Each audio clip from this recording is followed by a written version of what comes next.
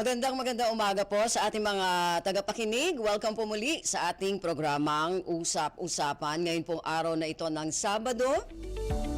Magkakasama-sama po tayo hanggang mamayang alas 10 ng umaga.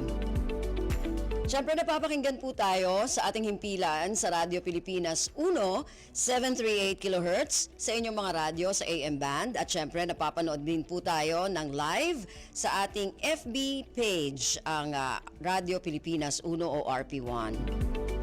Napapakinggan din po tayo sa ating overseas radio, ang Radyo Pilipinas World Service at napapanood din po tayo sa ating FB page ng RP World Service. Ako po si Ven Blones, samahan po ninyo ako sa kabuuan ng ating programa ngayong araw na ito. At marami pa rin po tayong pag-uusapan. Una-una dito yung kalusugan ng ating mga kababayan.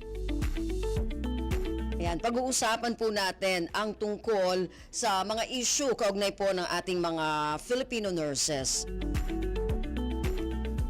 Kasi meron po mga ang ating pamahalaan, kamakailan lang ang ating po mismo Pangulong Ferdinand Romualdez Marcos Jr. ay nagkaroon ng pakikipagpulong kaugnay po dito sa ating kalagayan ng ating mga Filipino nurses.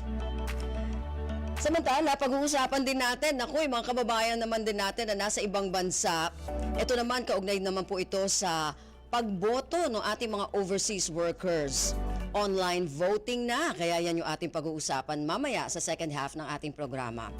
Samantala, ready na? Okay, ready na via Zoom ang ating unang panauhin ngayong umaga sa ating programa Usap-Usapan. Mga kasama natin, si Ginoong Melvin Miranda, Media Relations Officer and Board of Trustee, Philippine Federation of Professional Associations o PFPA, Council of Professional Health Associations o COFA, immediate past president ng Philippine Nurses Association at currently on the Advisory Council of Philippine Nurses Association. Napagod ako kay Sir Melvin. Sir Melvin, good morning! Good morning po, magandang umaga po. Ayun, medyo napagod ako doon sa napakaraming mga na mga posisyon, Sir Melvin. Pero I'm sure doon sa mga posisyon na yan ay napakarami mo na rin naitulong, lalo na yung inyong organization doon sa ating mga nurses, doon sa mga Filipino nurses natin.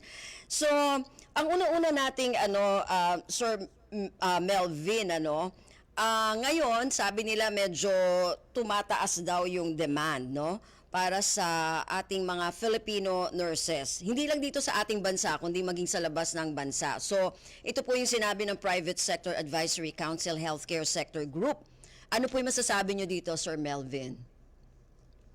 Yes po, tama po kayo. It's actually a global trend.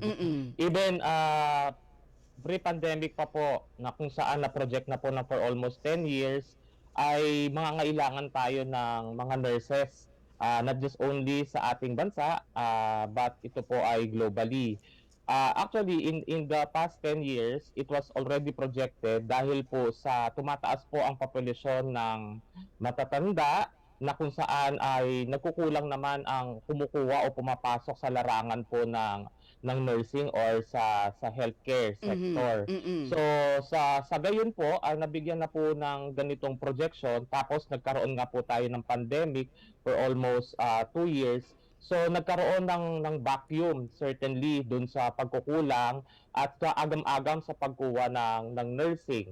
Then eventually ay nakita po naman natin ngayon yung demand sa ating pong profession sa kadahilanan po na ang isang ospital sa operasyon po nito ay nangangailangan ng almost 60% to 70% ng mga nurses para po ito ay magkaroon ng full operation.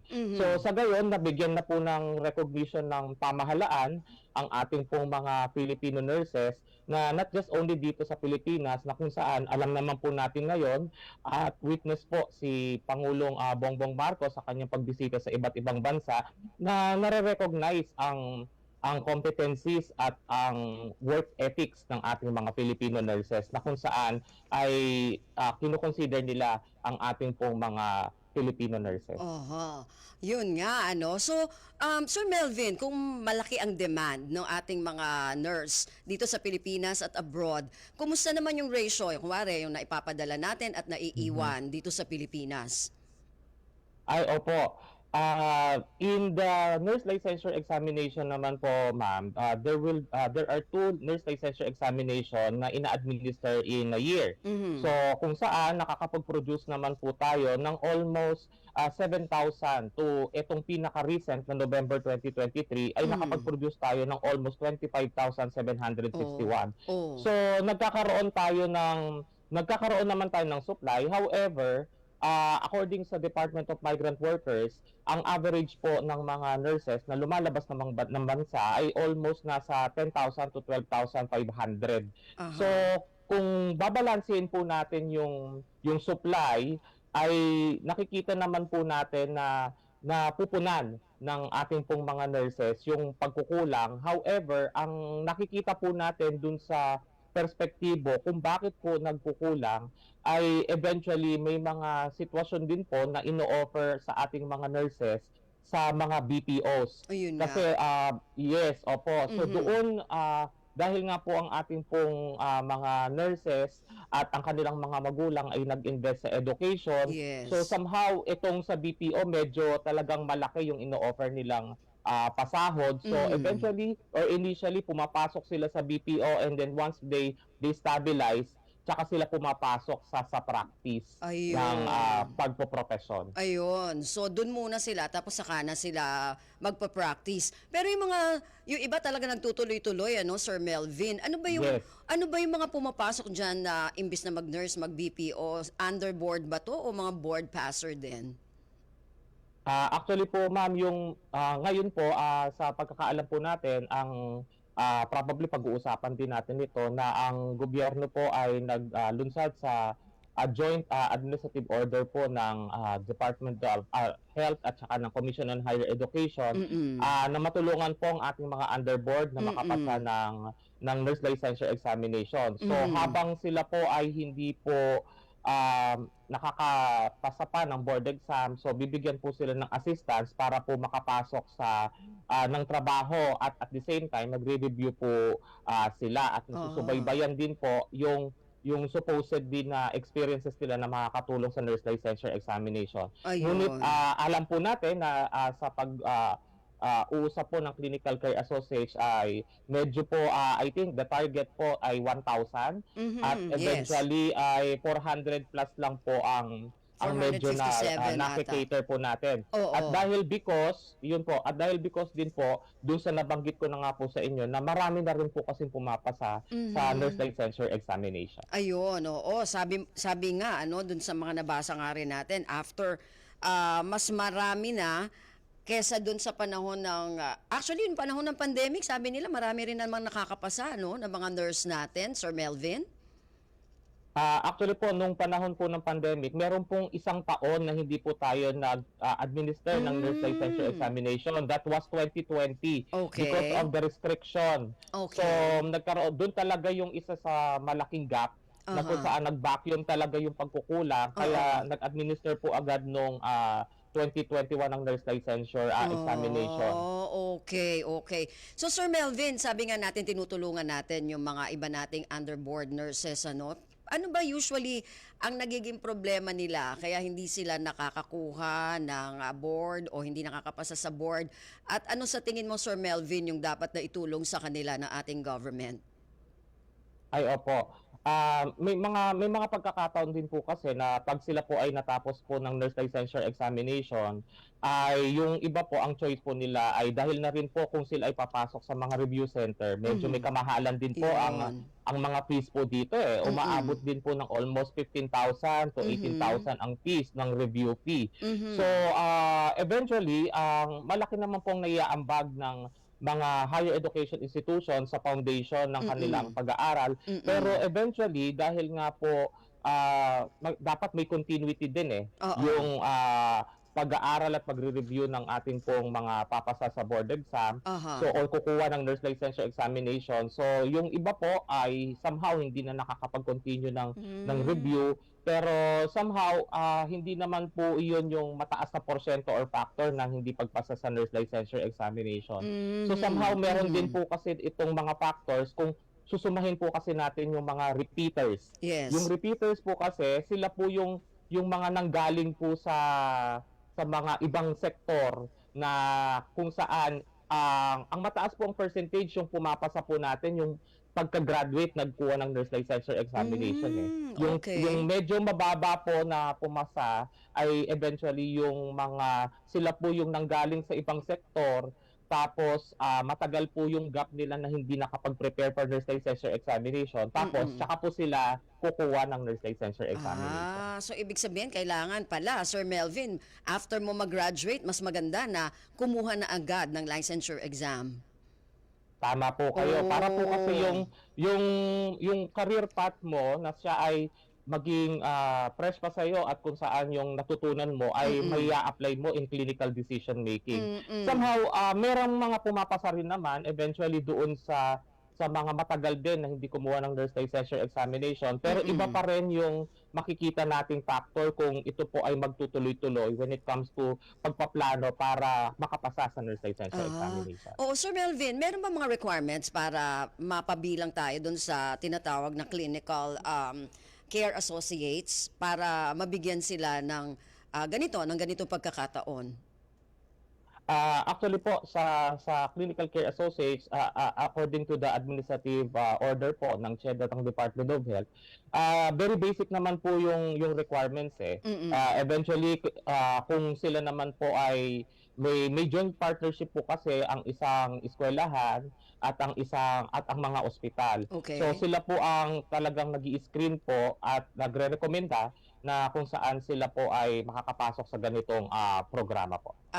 Okay. So dun nang gagaling dun sa nagre-recruit, ganon. Yes, tama po Oo, kayo. okay. Kasi ngayon nabasa ko na meron ng parang ongoing na yung recruitment for the next batch ng CCA. Opo. Ongoing po itong recruitment. However, isa rin po talaga sa inopen din namin sa Private Sector Advisory Council na kung saan nabanggit nga po na nag-open po yung 1,000 na position po na ito. Aha. So, kung medyo mababa talaga yung turnout, although magko-continue pa naman po yung programa, siguro po ang sabi mga po namin, so probably tayo po, dahil marami naman na po tayo supply ng nurses, Oo. so mag-focus na po tayo eventually doon sa mga rehistrado. Na kung saan mas confident sila in the performance ng kanilang mga functions and tasks. Kasi ang clinical care associates, dahil nga po sila ay under board, mas mangangailangan po under the supervision pa rin ng licensed nurses Oo. So, nakiintindihan naman po natin, ma'am, na nilunsad po yung clinical care associates during the time na talagang nagkukulang po tayo eventually sa mga nurses noon at bihira at kukonti po ang pumapasok sa ospital. Yun din po ang isang factor, ma'am, kung ba't nagkaka-shortage. Ayun. May mga nurses po na nagkakaroon ng agam-agam na kukonti po ang pumapasok sa mga ospital. Oo. Usually kasi ikaw sa'yo naman gagaling Sir Melvin, kasi kung onti lang pumapasok sa mga hospital, alam naman natin kung ano yung nagiging problema doon, ano ba usually ang nagiging problema batay dun sa inyong mga datos sa Philippine Nurses Association? Opo. Kasi po ngayon po, ayon po sa aming batas sa Republic Act 9173, ang may standard scheme lang po talaga ng pasahod ay nasa public sector. So, yun po yung entry level ay salary grade 15. Though dito sa private sector, hindi po ito nakasasaklaw ng aming batas. So, it may be, ang problema po ay dahilan din po sa ang aming pong sektor, ang mga nurses sa health workers po ay naka-under po ito sa non-agricultural. So ibig sabihin ang consideration kasi dito ay nagkakaroon pa rin ng pasahod ng nasa minimum wage sa mga probinsya. Kaya that's why even the Professional Regulatory Board of Nursing ay nagkaroon ng mga inspection sa ibang mga ospital na may mga nagpapasahod pa talaga ng almost 9,000, 10,000 to 15,000. So Mhm. nakikita natin ngayon nakikita natin ngayon yung kung bakit dumating yung punto na nanawagan ang Private Hospital Association of the Philippines na nagkukulang sila sa kadahilanan din po na medyo mababa po talaga compared sa Mm. entry level sa public Sa sector. Ang government. problema naman po natin sa public sector is that of plantilla position. So that's Mhm. why yung job order at contract of service naman po ang nagiging concern pagdating sa security of Mhm. tenure. Mhm. Sa plantilla, ano nakalagay na position nurse talaga? Yes po, ang sa plantilla positions po sa public sector, by rank po kasi nurse Oo. 1, nurse 2, Oo. nurse 3, Oo. nurse 4. Oo. So yun po ang naka-indicate because it has a corresponding salary scheme po. Mm. So sa mga public hospitals 'yun sa mga government hospital. Yes. Pero sa ibang mga agency, mga government agency, 'di ba, minsan kailangan din naman natin ng mga nurse Yes po. para sa mga clinic, 'di Ang ba? Tama po kayo. Actually, ang isang example po ay sa Department of Education. Meron tayong, aside from the hospital, meron tayong school nurse. Ang Mm. maganda rin po naman din sa Department of Education, ang ating pong school nurse, ang entry level, ay sumasaklaw sa salary grade 15. Aha. Ngunit sa ibang ahensya, ito po siguro, through your program, we could open, ang Philippine Coast Guard po ay meron din pong mga nurses ito. Pero hindi po sila na-under doon sa plantilla position for nurses. Mhm. Kaya somehow, kasi nga po ang Philippine Coast Guard ay under po sa Department of Transportation and Communication eh. Mhm.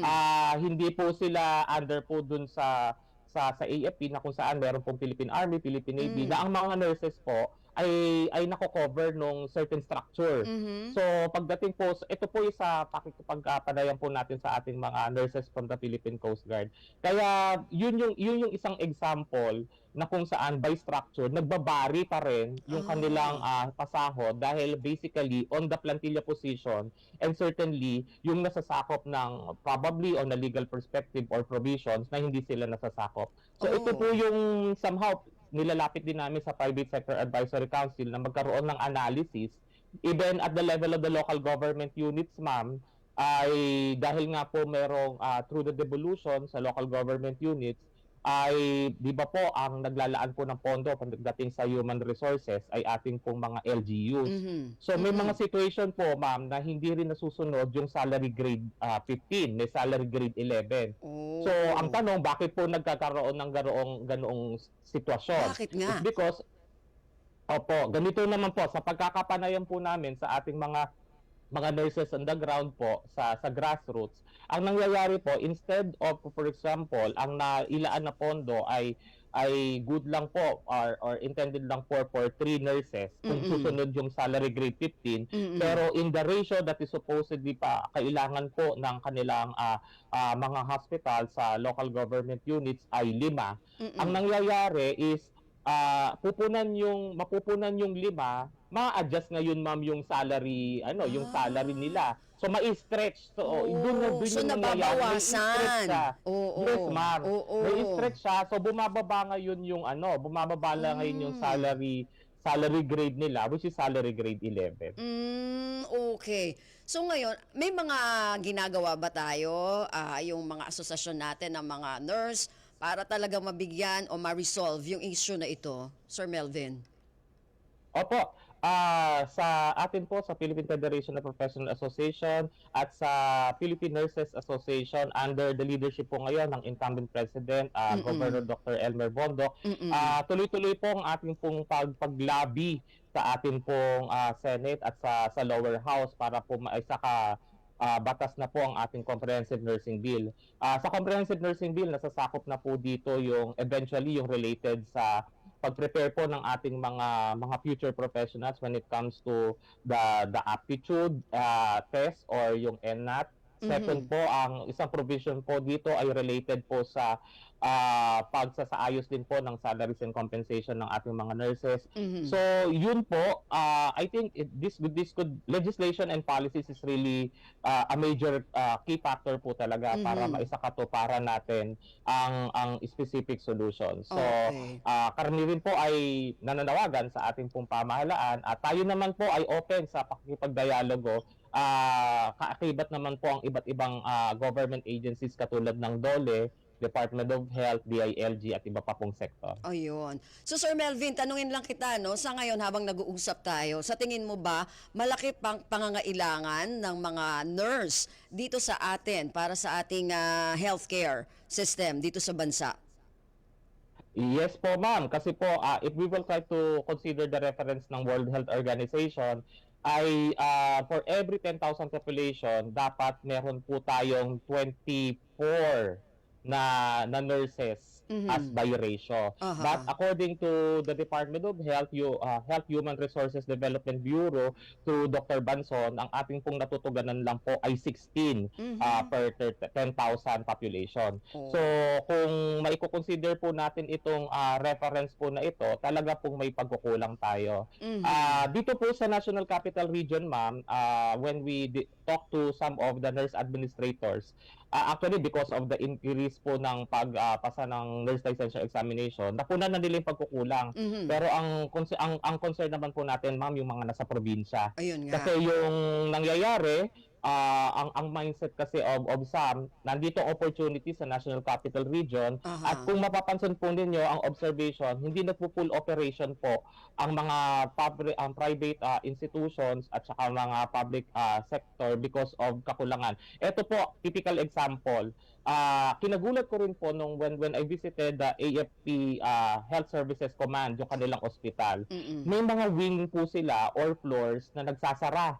Example, Oh. in a floor, apat na wards ma'am yung supposedly nakabukas. Mhm. But according to the nursing service department, may mga ward po na sarado Mhm. sa kakulangan po din ng nurses. Ang Oh. problema po nila, marami sila ngayon na open positions po sa AFP Health Services Command. Pero wala or konti lang po ang nag-a-apply. Kasi Ah. eventually, ang pagkakaintindi po kasi ng mga nurse applicants natin, matagal yung proseso, may Mhm. higpit yung proseso. So, Mm. eto naman po yung mga premier hospitals at ibang ospital na Mhm. eventually merong one-day recruitment. So, by Aha. convenience, papasok sila doon. So, Aha. yun din po ang isang problema sa Mhm. iba't ibang hospital din po natin, even in Oh. NCR. Gaano katagal ba yung proseso, Sir Melvin, para sabihin na napakatagal ng proseso? Opo, kasi eventually, di ba ma'am, when a person applies in a position, lalo sa public sector, dadaan talaga yan sa, dadaan-daan talaga yan sa Oo. iba't ibang Di ba mga offices ano lang naman yung para mga interview, ganon? Yun din po actually yung inaalam natin kasi sabi nga po natin, siguro baka pwedeng ma-review yung ma-review yung proseso, but anyway, it applies to all, hindi lang naman po sa mga Oo nurse nga eh. applicants. Oo, ganun kasi Pero sa government. yun na nga po. Mm-mm. Kaya siguro ma'am, may mga sitwasyon nga po na ganito na, for example, in the middle of the year, nag-resign ang nurse, tapos eventually kailangan mapalitan yung umalis. So Mhm. ang nangyari po, ano pa pala yun, i-communicate pa po pala yun for approval na mapipil, kailangan mapil yung nagkulang na gap. So natapos na yung taon, medyo sa susunod na taon na ulit yung Aha. yung pagkakaroon ng proseso. So Oo, probably oo. siguro it's a matter of revisiting the processes Mhm. na alamin natin yung mga gap at tayo naman po ay Oo, makikipagtulungan. tama naman. No? Para, hindi, baka naman pwede magkaroon ng exemption, lalo na kung talagang matindi yung pangangailangan natin, di ba? Opo, tama Oo. po kayo ma'am. Oo. Anyway, Sir Melvin, ito, yung mga pinapadala natin, merong sinabi ang DFA tsaka yung DMW na wino-work out nila yung mga bilateral agreements sa iba-ibang mga bansa, no? Para yung isubsidiya yung education ng mga Filipino nursing students natin na eventually pwedeng i-hire nung kanilang bansa. Kumusta na yon, Sir Melvin? May balita ka? Yan. Opo. Actually, tayo naman po, even during the time when I was a president po, ito pong 22-23, patuloy po ang ating pakikipag-ugnayan sa Department of Migrant Workers at inopen nila ang kanilang mga offices para mapag-usapan ang related sa bilateral at mga multilateral agreements related po sa nabanggit po ninyong mga interesadong bansa Yes. na mag-subsidize sa ating mga nurses. Mm-mm. So ang isa pong na-consider po kasi natin doon na suggestion ay eventually kung sila po ay mag-o-offer ng scholarship, we are supposedly considering po sana na magkaroon ng return of service muna agreement dito sa bansa para Yes. eventually kasi we all know that this offer is very attractive talaga kasi it will benefit not just only yung aplikante kasi it's extended to the family members. So ang titignan nung dating perspective para hindi naman po talagang after they graduate and they pass the nurse licensure as scholars po at na-subsidize po ng mga bansang ito, aalis na. Yes. So parang mas maganda din naman po na at least magkaroon sila ng return of service agreement para masisecure din naman natin yung ating healthcare system dito sa bansa. At ang maganda po dito, we suggested even during the time of our discussion ay i-extend po ito sa not just only in state universities and colleges pati rin po sa mga private higher education institution. Na kung sa gayon, kung sa private higher education institution, may mga hospital din kasi sila eh. So natutulungan din natin yung mga private higher education institution. Sa SUCs naman, matutulungan natin yung mga public hospitals at mas maganda po kung saan po nanggaling yung aplikante, doon din po siya sa bayan niya, magse-serve din po para mas at least nandoon yung kanyang pagbibigay serbisyo din as for the yung scholarship na in-offer mo. Bansa, it's because of the agreement. Oo nga. Kasi naalala ko, pag kumuha ka rin ng scholarship sa mga government agencies, Sir Melvin, di ba? Hindi ka rin agad makakaalis dun sa agency na yon for halimbawa, depende sa gaano katagal yung scholarship mo, di ba? Yung program mo. So, hindi ka pwedeng umalis na, halimbawa, 2 years, nandun ka, talaga magsiserve. So, dyan sa yung return of service na yan, Sir Melvin, sa mga nurse natin, mga gaano katagal kaya? Kung halimbawa, nakapasa sila dun sa scholarship, mga gaano katagal kaya yung iniisip natin na magstay muna sila para magserbisyo? Actually po, it could be 1 year to 2 years po ito. 1 year to 2 years kasi ito po yung most in most of the studies, certain period na kung saan let's face the reality, nagkakaroon ng experience ang ating mga nurses at kung saan na-build na natin yung confidence nila. In that 2 years of the experience, we could say na ma-assess na natin yung kanilang competencies. At mahirap din kasi din ma'am yung perspective na pag sila ay nakapasa tapos they will be going to the country na nag-subsidize ng education nila, yung preparation din kasi sa sa kultura at sa legal na perspektibo ng pupuntahan nilang bansa, dapat mas ma-orient sila. So much better na mas ma-practice nila dito muna, ma-practice dito sa Pilipinas at kasi yung independence nila pagdating sa clinical decision making dapat talaga mas ma-practice before they go out of the country. Ayun nga, no. Nako, sana sa mga susunod na panahon wala na tayong maging kakulangan sa ating mga nurse dito sa Pilipinas, no, para hindi naman maapektuhan yung ating healthcare system. So Sir Melvin, meron ka bang mensahe? Meron ka bang mga panawagan? O sige. Opo, amin naman po sa Philippine Federation of Professional Association, Council of Professional Health Associations, at sa ngalan na rin po na bilang immediate past president of the Philippine Nurses Association, kami naman po ay nagpapasalamat sa media kasi napapagbigyan po kami ng pagkakataon para amin pong maisa-boses ang ating pong pangangailangan at nababalanse po natin yung kung saan paano po tayo makipagtulungan sa gobyerno. Isa lang po sa aming pong pinananawagan na kung saan mas maging agresibo po sana ang pagsasa-dialogue o pagsasa-usap po ng ating pong comprehensive nursing bill sa kadahilanan po na ito po ay medyo bumagal at matatapos ng ating 19th Congress. Hoping po na sa susunod po na Congress ay mapagbigyan po ito ng prioridad para po yung mga programa po na nailulunsad po ng ating pamahalaan ay mas magkaroon ng sustainability at continuity sa pamamagitan po na kung ang ito pong mga bills na pinapasok po natin sa lower house at sa Senate ay ma-enact into law, mas makikita po natin into reality yung future healthcare system, not just only sa bansa but as Filipino nurses na mako-contribute niya sa buong mundo. Ayun, ako. Maraming salamat, Sir Melvin, ha?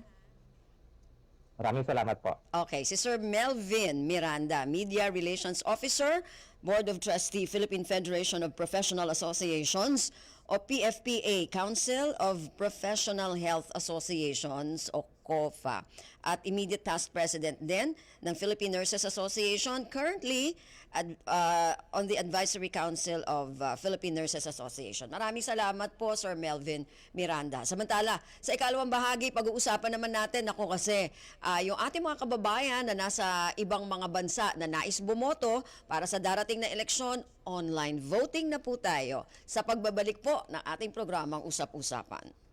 Sa paghahatid ng impormasyon, siguradong malaman at kapaki-pakinabang. Paano ba nakakaapekto ang social media sa parenting? Sinabi nating heart failure, hindi na maayos mag-pump. Prenuptial agreement. Ano ho itong kasunduang ito? Bakit mahalaga ito? Magaan na talakayan ng mga paksang hindi araw-araw napapag-usapan. Tampok natin ang isang uri ng sining na kung saan binibigyang buhay ang mga lumang litrato. Ito po ang inyong programa sa Lam Radio kung saan pag-uusapan natin ng iba't ibang mga talakayan, balita at mga impormasyon. Radyo Pilipinas, 7:38 AM.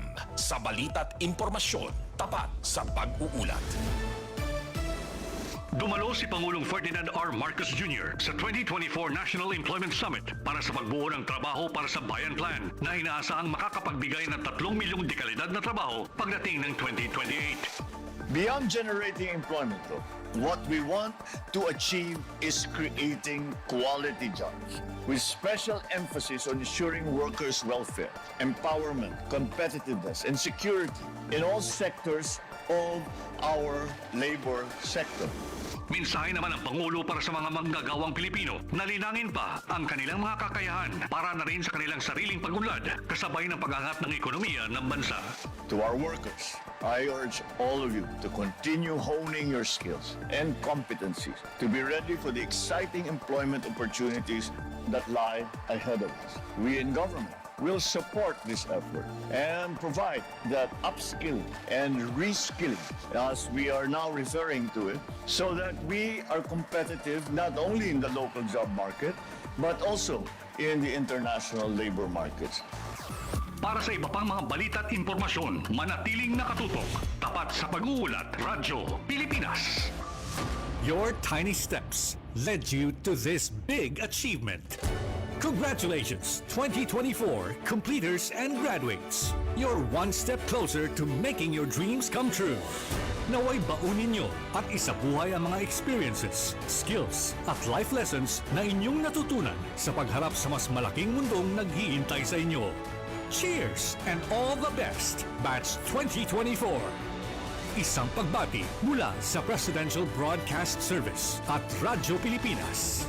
Congratulations, Ronda Pilipinas, sa pagkakatanghal bilang Most Remarkable Program of the Year. Most Remarkable Program of the Year. Sa Philippine Golden Eagle Award Body 2024 na ginanap sa The Heritage Hotel sa Pasay City. Ronda Pilipinas, congratulations for bagging the Most Remarkable Radio Program of the Year. Ang inyong tapat na serbisyo sa bayan ay talaga namang hindi may tatanggi at litaw na litaw sa inyong programa. Kaya muli, sa mga host ng Ronda Pilipinas, Lawrence Tanhoco at Michael Rogas, at sa lahat ng tao sa likod ng programang ito, congratulations! Tunay kayong ipinagmamalaki ng buong Presidential Broadcast Service at Radyo Pilipinas. Balita, laging totoo, impormasyon, detalyado at kumpleto. Serbisyo, tapat para sa bayan. Ito ang Presidential Broadcast Service. Tumutugon sa tawag ng pagkakaisa para sa bagong Pilipinas. Bagong Pilipinas. Tapat sa pag-uulat. Radyo Pilipinas 1. Radyo Pilipinas 738 AM. Mga kwentong nakakatuwa. Mga usaping kapupulutan ng aral. Usap-usapan. Kasama si Ben Blones sa Radyo Pilipinas 738 AM at Radyo Pilipinas World Service.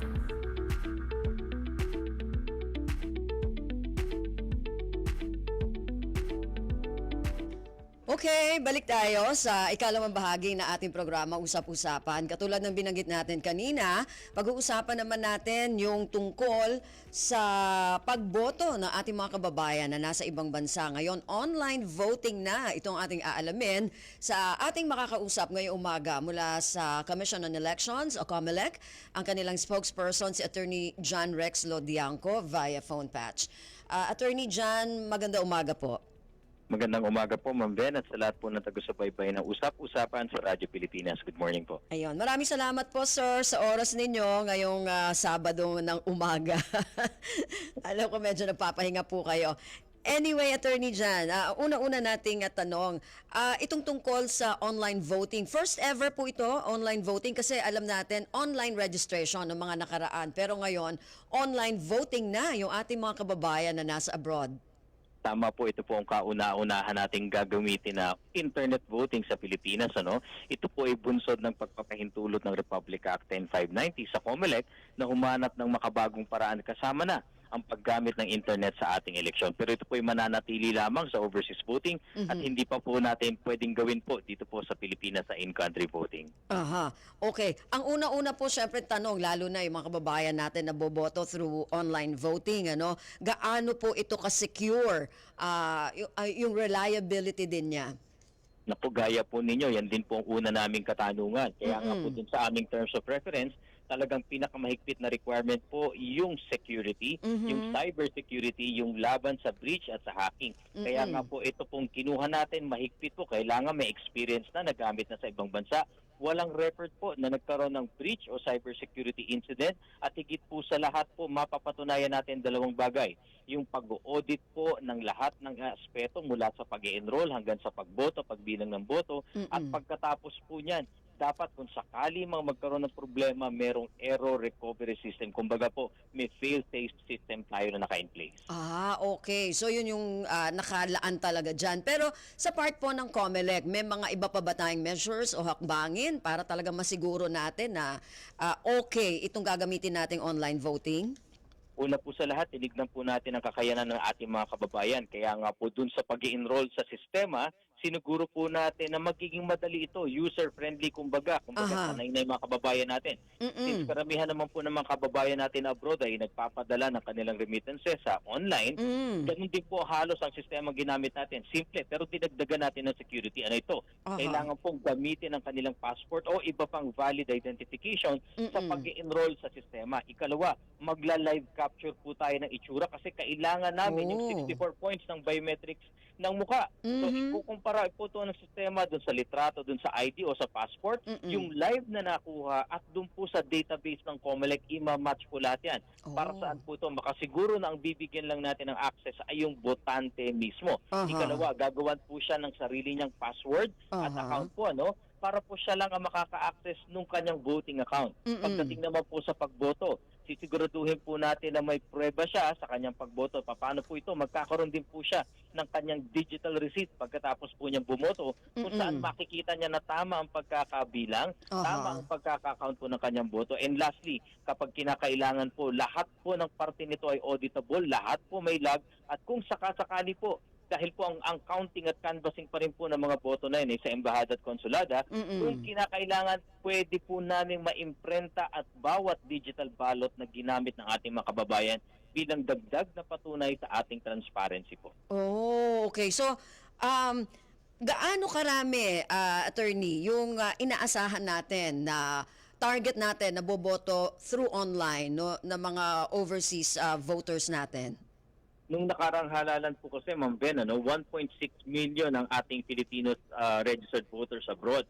Pero ang bumoto lamang ay nasa 40% lang o 600,000. So inaasahan po natin na mas mataas po ang bilang ng magpaparehistro at yung pong boboto. Unfortunately po, dun sa 1.6 million na nauna nang nabanggit ko, may 400,000 po dyan na na-deactivate dahil sa dalawang eleksyon o higit pa, hindi sila nakaboto. Pero sabi nga po namin sa aming kampanya, dahil po mag-internet voting tayo, magiging madali po Nasa bahay man sila, nasa trabaho. At lalong-lalo na po yung mga marino at seafarers, kahit nasa barko ba sa internet, makakaboto. At sana po ito ang maging dahilan para sila maengganyo magparehistro at sumali sa internet voting. Aha. Parang exciting, online voting. Pero paano ba isasagawa, Attorney John? Opo, mangyayari po ito mga around 90 days or bago maghalalan, ay magsisimula na po tayo doon sa tinatawag natin na enrollment. Meaning po, doon sa pag-enroll po, para po tayo nagre-register sa GCash or sa Paymaya. So magkakaroon po ng registration kung saan kailangan mag-present live capture ng kanilang passport or ID. Yung sila mismo, pipicturean po, At ang pangyayari po dito ay magkakaroon po sila ng password at username.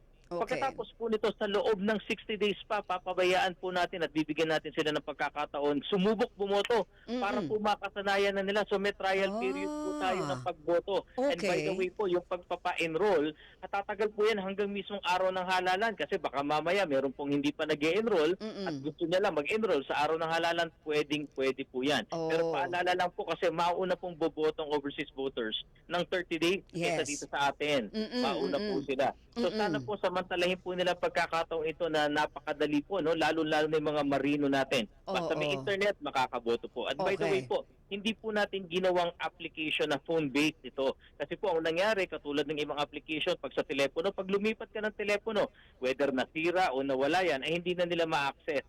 Tayo po, web-based application po tayo. So pwede kang halimbawa nag-enroll sa telepono, pagdating ng boboto ka, gusto mong gamitin laptop, sa computer. Okay. So ibang device, iba-ibang device ang gagamitin. So yung attorney, yung pag-enroll, kailan ito nagsimula ba? Kailan magsisimula?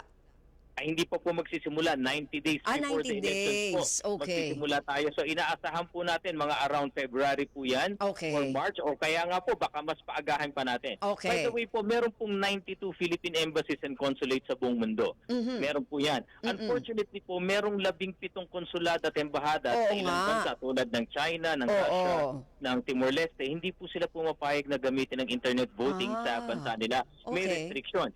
Yan sa bansa po na yan, ang pananatilihin po natin gagamitin yung makinang bago, yung pong touchscreen. Dahil hindi naman po sila ganun karami, so gagamit po sila ng touchscreen machine, buboto po sila sa konsulado at embahada. Doon naman po sa malalaking bansa, tulad ng Russia, China, kung sakaling malayo po sila sa embahada, ipapadala na lang namin ng balota sa kanila at maibabalik po ito postage paid doon po sa ating embahada. At kung po mag-alala, halimbawa po kayo'y nasa abroad, pag wala kayong gadget o kaya ay natakot kayo, pumunta po kayo doon sa embahada. Meron po kaming kiosk doon. Tuturuan kayo, makaka-enroll kayo. Internet voting pa rin po yun. Kaso nga, Attorney John, yung nagiging madalas din natin na problema, kahit sa registration, ngayon sa mga pagboto din, yung pagpunta nga sa mga embahada natin, minsan yung iba nalalayuan, walang oras. Paano yung ginagawa natin doon? Pwede naman po kasi sa pamamagitan ng pagtulong ng mga ibang kababayan natin, magagamit po nila yung gadget na yan kasi may kanya-kanya naman po na security, password at username. So kahit manghiram po, pwede po yan, mag-iba naman ang access. Ang importante po dito, asahan po ninyo na magkakaroon kami ng tutorial. May pagsasanay din na gagawin ng mga tauhan ng Department of Foreign Affairs. At higit sa lahat po dun sa aming website at sa tulong na rin po ninyo ng ating mga kalugod-lugod na mga miyembro ng media ay maipakalat nating impormasyon na madali lang po mag-enroll sa sistema at kayo po bibigyan ng mahabang panahon, 6 days para mag-try and try po kayo makaboto para po pag talagang oras na ng botohan, confident na kayong gamitin ang sistema. Sir, bago tayo bumoto, syempre kailangan natin magpa-register muna. Kumusta naman yung registration ng mga kababayan natin abroad? Opo, batay sa huling talaan po, meron po mga bagong 400,000 na mga registered voters abroad.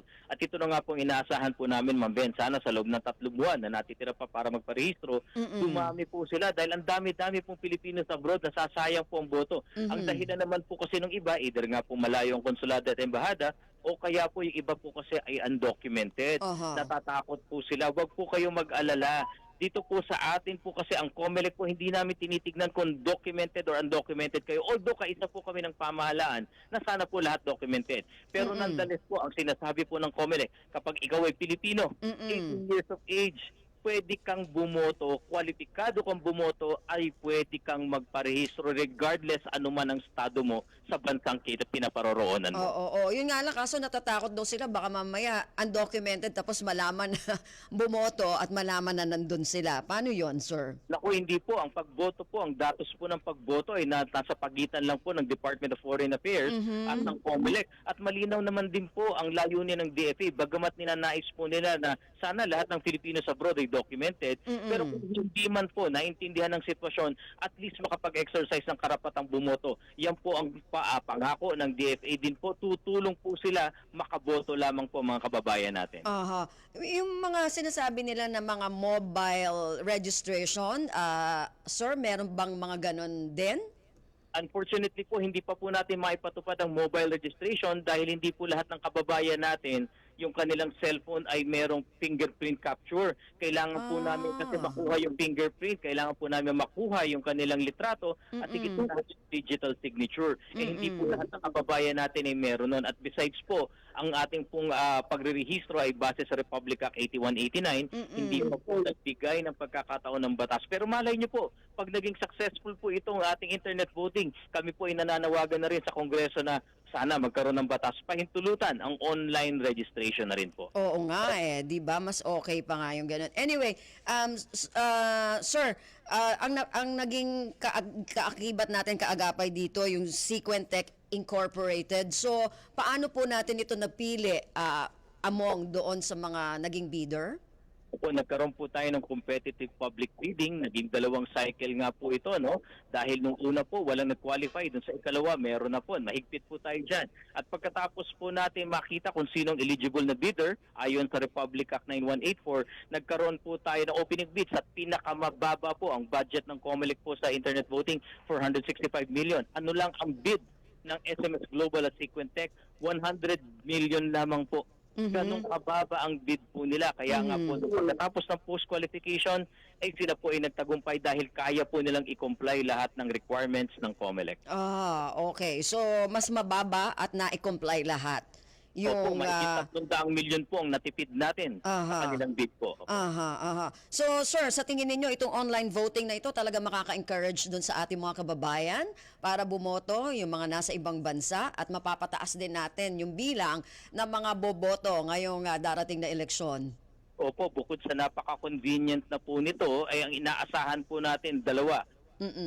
Dahil nga po napaka-convenient, 30 days, nasa bahay, nasa trabaho pwede. Yung 2 bagay na advantage, yung mga marino, yung mga seafarers, na bagamat rehistrado, hindi makaboto dahil sila nasa dagat. Ngayon po kahit nasa dagat, basta may internet, makakaboto po sila. Ikalawa, napakalaki po na matitipid ng ating pamahalaan. Dati po gumastos tayo noong 2022 ng 417 million pesos para lang sa deployment ng mga balota at makina. Napakalaki po ng matitipid natin ngayon sa pamamagitan ng internet voting. Kaya nga po sana huwag sayangin ang ating mga kababayan ng pagkakataong ito para po sa kanila ito. Kaya po ginawa ang batas, kaya po nagkaroon ng internet voting ang COMELEC. Ayun. At saka syempre, nice natin ipaalala na itong internet voting na ito ay para doon sa ating mga overseas voters, no?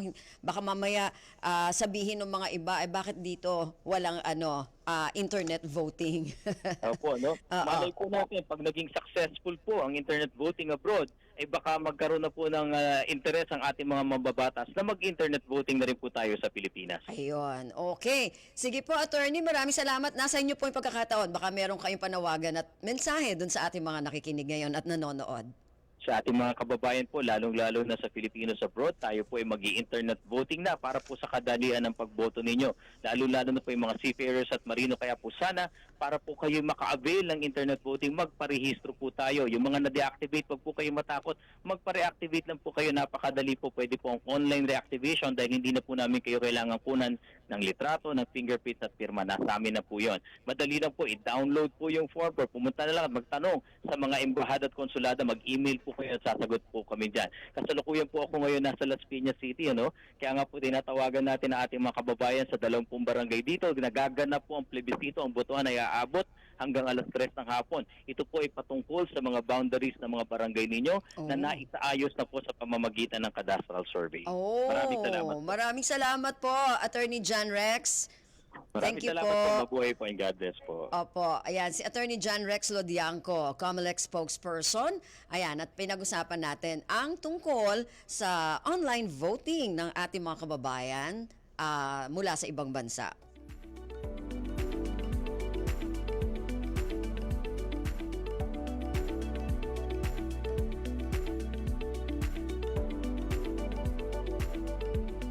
Okay, ayan, nako. So narinig po natin yung ating mga pinag-usapan. Ngayon pong araw na ito ng Sabado, narinig natin yung mga problema at solusyon para sa mga issue ng ating mga kababayan, no, ng mga nurse at syempre yung panibagong paraan ng pagboto na ating mga kababayan na nasa ibang bansa, itong online voting na ito.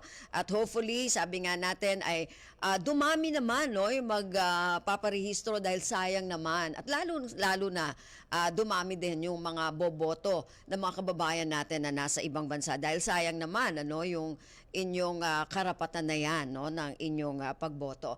Anyway, bago tayo magpaalam, mabibigyan natin ng pansin ngayon yung ating mga 10 milyon na viewers. Sige, sabi ni Erwin sa akin, Ma'am, fake news ka, ha? Hindi, sabi ko nga kay Erwin, manifesting lang naman yon. Anyway, so maraming salamat kay Denz Maagad, Tony Chavez Channel, Oy, kay Jerome Toledo. Okay, Hazel Joy Morada.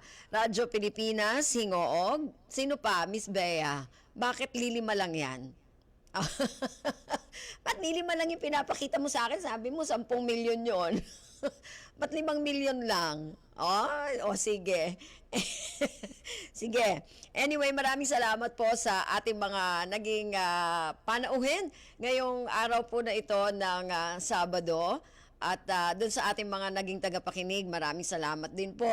Sa mga naging viewers natin, maraming salamat po. At syempre sa mga nakasama natin sa ating programa ngayong araw na ito sa ating technical side. Syempre, kay Julian Aliston. Ayun, ang poging-pogi at napakatahimik. Totoo yun sa totoong buhay. Si Julian Aniston at syempre ating bad boy dito, si Rolly Bumatayo. Thank you, Rolly. Sa ating production side, kasama naman natin si Miss Bea Gaza de Guzman at ang laging nagsasabi sa akin dito ng fake news, si Erwin Peñano. Anyway, maraming salamat po muli sa ating mga naging panauhin at tagapakinig ngayong araw na ito. Hanggang sa susunod na edisyon na ating programang Usap-Usapan. Ako po si Ven Blones. Magandang umaga po sa kanilang lahat. Antabayanan po, kalipunan ng mga balita sa inyo po sa ilang sandali sa pamamagitan ng ating mga kasama mula sa ating PBS Newsroom. Maraming salamat. Magandang umaga po. Good news! Ang inyong pinagkakatiwalaang Radyo Pilipinas nasa TV na.